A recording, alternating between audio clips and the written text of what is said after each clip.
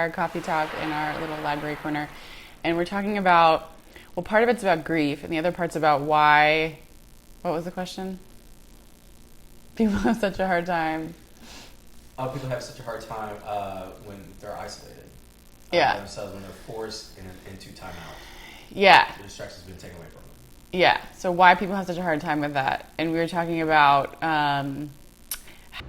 the things people are experiencing now on a macro level, so collectively as the world, are the exact same feelings that they carry around all the time on a micro level in their own personal little bubble.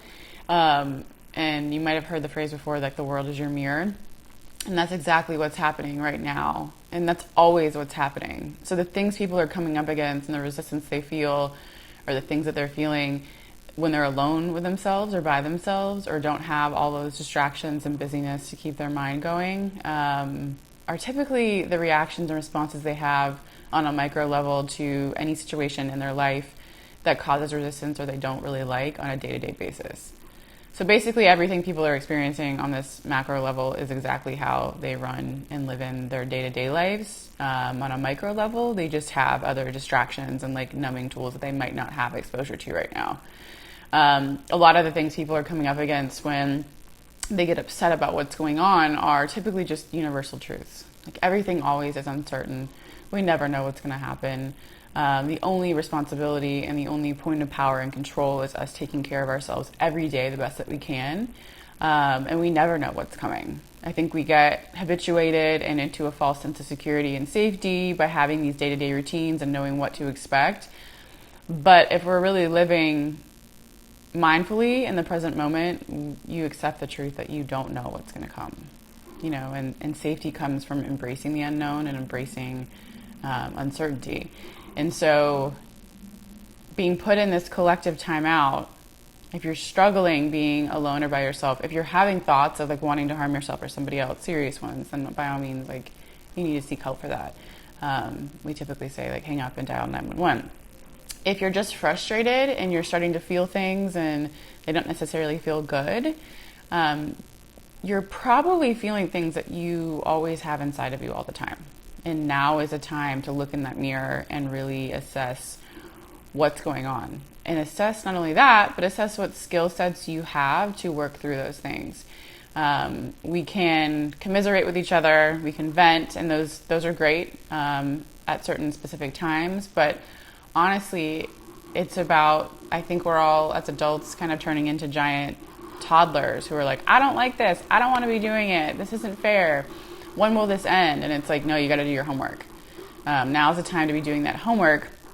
The truth of the matter is, aside from, the elderly population who might have weaker immune systems and people who have other health issues that leave them with suppressed immune systems, if we all have really healthy immune systems, we would be able to be out and about mingling with each other and going about kind of a more normal day-to-day existence. But the truth is, we don't take care of ourselves as a collective, as a whole. We're not producing good gut bacteria, which is boosting our immune system, because we're busy drowning it with dairy and sugar and gluten and alcohol and antibiotics whenever we don't feel good.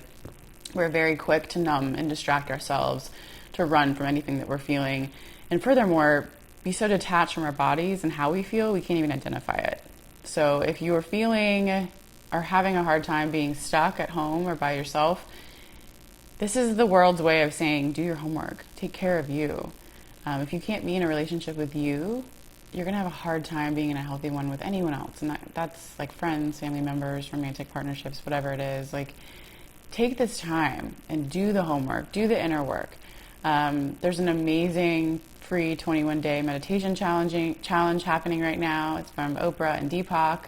It's called Hope in Times of Uncertainty, or Hope and Uncertainty.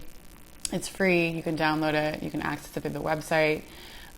Take a walk, get outside, get some vitamin D.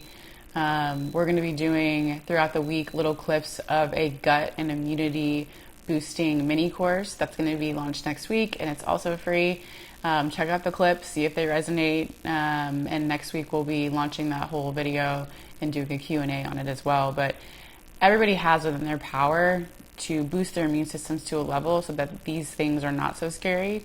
And if what's scaring you is the truth behind it, that time is precious, We don't take care of ourselves like we should.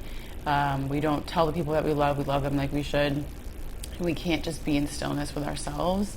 Those are all manageable, and those are all things that can be healed and fixed. So if you're frustrated, take a look in the mirror. It's time to do the homework. It's time to do the work. And times like this won't seem so hard. In addition, if you are doing the work, even if you're not, there's a lot of grief going around. It's grief for things that we thought were going to happen, grief for lost plans, grief for people that are sick, grief for the world. It's a lot of grief. So emotion will come in waves, good and bad, or positive and negative, low and high vibrational. But you're going to feel a lot of things, and they're going to come and they're going to go. Some days you might feel energy, some days you might feel depleted. Go day by day. The idea here is that we're being forced to live in the present moment, assess what we need in that moment, and then be able to give ourselves those things.